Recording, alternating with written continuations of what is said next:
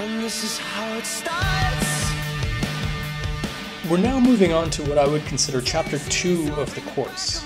Now, the first chapter, what we did before the midterm, was really just laying the groundwork for the theory of evolution and evolutionary psychology. But now we can move into the actual psychological content. And the first topic we're going to move into is sex. Now, for better or worse, evolutionary psychology rose to prominence, to public fame in the 1990s because of its almost slavish attention to sex. This was done for sensible reasons. I've told you before, sex is a critical component of evolution. As I mentioned, sex and death could be considered the gas pedal and brake of evolutionary theory. And as a result, what happens in the bedroom matters for our evolved psychology. As a result of that, we all like to talk about sex. It's a very titillating topic, and as a result of that, evolutionary psychology became something that people really wanted to pay attention to. But it's also, and for many of the same reasons, a very controversial topic. And it made evolutionary psychology a lot of enemies, including Nathalie Angier, whose paper was one of the optional readings in a previous week. One of the most controversial areas is the discussion of sex differences, how males and females differ. However, they do differ systematically in many ways across the animal kingdom. So for one, in many species, the male and the female will differ in size. In many mammalian species, it tends to be the male that's larger than the female. In many other species, it's the other way around. Spiders, for instance, tend to be, the female tends to be much larger than the male. Males across the animal kingdom tend to have stronger sexual motivation than females. Meanwhile, females end up being more choosy in terms of whom they mate with. Males tend to be more sexually ornamented, which is something that we've seen before, often ridiculously ornamented, very extravagant in their coloration and patterns, whereas the females often are drab and gray. Males also tend to be outfitted with a raft of weaponry, as well as the aggressive motivation to use those weapons. And then finally, and of course, females tend to be the ones who are primarily the caregivers to the young. That's true throughout the animal kingdom, and I've given many examples here on the page, but it's also true about men and women, human males and females. They differ on all of these dimensions as well, on average. Now that caveat about differing on average is critical, because in most of these cases, what you see is a gradation of difference. You see overlapping distributions. Let me give you an example. This is the difference between human males and females, men and women, on height. As you can see, and as you know, males tend to be on average taller than females. But you can think of many examples of very tall women and very short men. And that's because these are overlapping distributions. You can see that the tallest women will be actually even taller than the average male, and the shortest men will be shorter than the average female. However, there is a mean difference, and if you go to the outside tails, you'll see that, well, all of the shortest people will tend to be women, and all of the tallest people will tend to be males. Here's one for pain threshold. Again, you see a mean difference between the groups, but there the difference is even smaller than what we see on height, with great overlap between the distributions. One area where you actually see remarkable differences, such that there's minimal overlap, is in violence and aggression. There what you see is males dominate considerably. So today, men commit 95% of convicted homicides and make up nearly 80% of the victims. That is remarkably similar to what we see in our closest cousins. In chimpanzees, the male chimps commit 92% of the chimpicides, and they make up about 73% of the victims.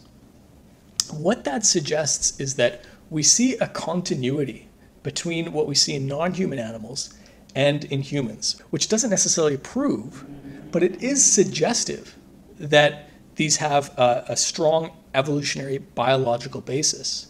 The cultural explanation would require that all these things existed in the animal kingdom, were wiped out for humans, and then built anew culturally. Now, obviously, culture will play a part, but exactly what part and exactly to what degree is an open question that we're going to talk about more.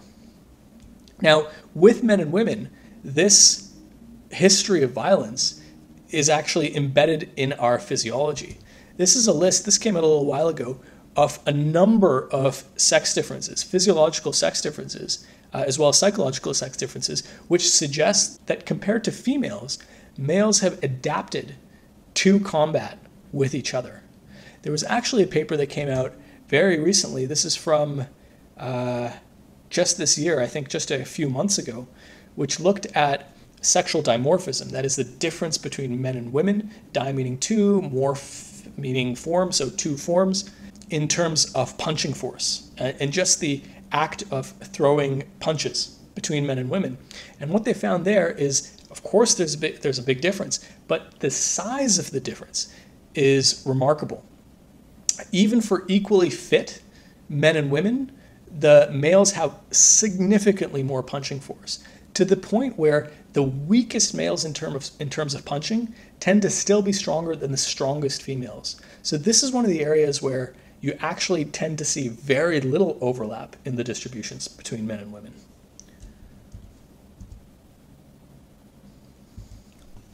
Now, these differences between the males and females across animal species were noticed by Darwin.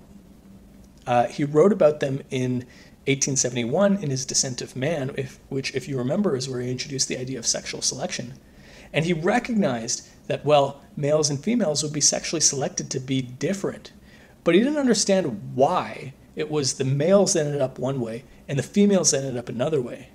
In fact, we didn't understand that for 100 years until Robert Trivers came along, literally 100 years later, and told us something which actually now in retrospect seems very obvious. And that's something that you read about in your readings, which is parental investment theory. I'm not going to go over this all over again because it's covered pretty well in your Shackelford and Bjorklund reading. But it is a great example of something where a simple mechanic leads to all sorts of very complex dynamics, which is basically what sex differences have become. Very briefly, parental investment theory is about an asymmetric division in the division of labor in terms of raising the next generation, or producing the next generation, rather. Basically, at its simplest, you can consider the reproductive costs, the costs that go into producing this next generation, is split into parenting costs and mating costs. And the parenting costs tend to be primarily borne by females, whereas the mating costs tend to primarily be borne by males. That is to say, males compete amongst each other to have access to the females, or they compete in order to be chosen by the females in order to contribute their genetic material, which then the female tends to be the one to devote the metabolic and time and effort costs into raising the children. But keep in mind that this isn't an all or none thing, which is why I highlighted primarily here. It depends on the species. There's considerable variability among species on the degree to which the parenting costs fall solely on the shoulders of the female, or whether it's somewhat divided between the female and the male. Human males, for instance, tend to contribute considerably to parenting. Not as much as human females do, but much more than, say, our ape cousins do. Similarly, in terms of mating costs, among humans, it's not just the females that choose the men, and men are solely the ones who are competing amongst each other to be chosen. Obviously, women compete too, and men do choosing as well. So you see among humans that it's not as black and white as depicted here. Interestingly, physiological cues can actually give us some clues as to the types of mate strategies that we were actually evolved to pursue. What do I mean by that? Well, let's use the example of the elephant seal here. Here you see significant sexual dimorphism in terms of body size. That's a male elephant seal on top of a female elephant seal. The male elephant seals can weigh up to 8 times as much as the females. Of course, that's much bigger than the sex difference in size that we see between human males and females. Why is that? Well, elephant seals are also highly polygynous. What that means is that it tends to be one elephant seal that has a harem of females for which he has exclusive sexual access.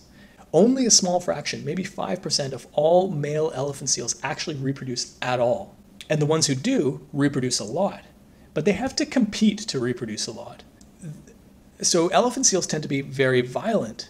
They've evolved to be so much larger than the females because they have to be in order to successfully compete against each other. There's been an arms race in which the strongest and biggest of the elephant seals would be the one who would be victorious in these male-on-male competitions and thus be the one to reproduce with the females. So there was a drive, given the different selection pressures that the males and females faced, in particular with the males facing severe selection pressures in terms of conflict with other males, that led to this sexual dimorphism difference in size. What about among our closer cousins? So this is a very interesting chart. Basically what we see here is the 5 great ape species. These all represent schematics of the males in terms of the body size difference to the females, as well as various aspects of the primary and secondary sexual characteristics. Take the silverback gorilla. Male silverback gorillas tend to be twice as large as the females. You can see that here. You can see the circles. If you compare those, the male ends up being, the schematic ends up being twice as big as the female one. And among the silverback gorillas, you see the same pattern as you saw with the elephant seals. It's a small minority of the males who actually do any reproducing at all, and they reproduce a lot. As a result, there's acute competition among the males to be that one who's going to reproduce, and as a result, it's selected for larger and stronger males who are able to outcompete their male rivals. On the other side of the spectrum, take gibbons. Gibbons are cute. The male tends to be just 2%, not 2 times, just 2% bigger than the females. They're basically of equivalent size. And consistent with the pattern that we're seeing here, they tend to be monogamous and pair bond, 1-to-1. Almost always it's one male pairs with one female. Gibbons are apes, but they're not great apes, so they're part of the lesser apes. What about a closer cousin to us? Well, let's look at the chimpanzee. Chimpanzee, there is some degree of sexual dimorphism in size. It's not as extreme as what we see with the silverback gorilla. The males tend to be 25% bigger than the females, and the single alpha male, the most powerful male in the pack, tends to sire about 30% of the infants. So there is some polygyny, just not as much as you see with the gorilla. What about humans? That's the question that we're all interested in. Barring culture, removed from culture, what are we naturally evolved to be like? Well, let's consider how much sexual dimorphism there is among humans. Human males tend to be 10% taller. See, I got my current social references. Human males tend to be about 10% taller and about 20% heavier. So that translates, at least compared to our great ape cousins, as a pretty modest amount of sexual dimorphism. It's not even as extreme as the chimpanzee. So that suggests that humans are naturally monogamous, or at least monogamish. Why do I say that? Well, it turns out that the element on which you tend to see sexual dimorphism between males and females tend to be the elements that are used in their competition.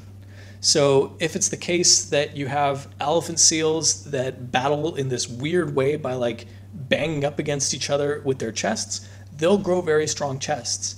If an animal fights with their teeth, you'll see that the males have much more pronounced canine teeth than the females.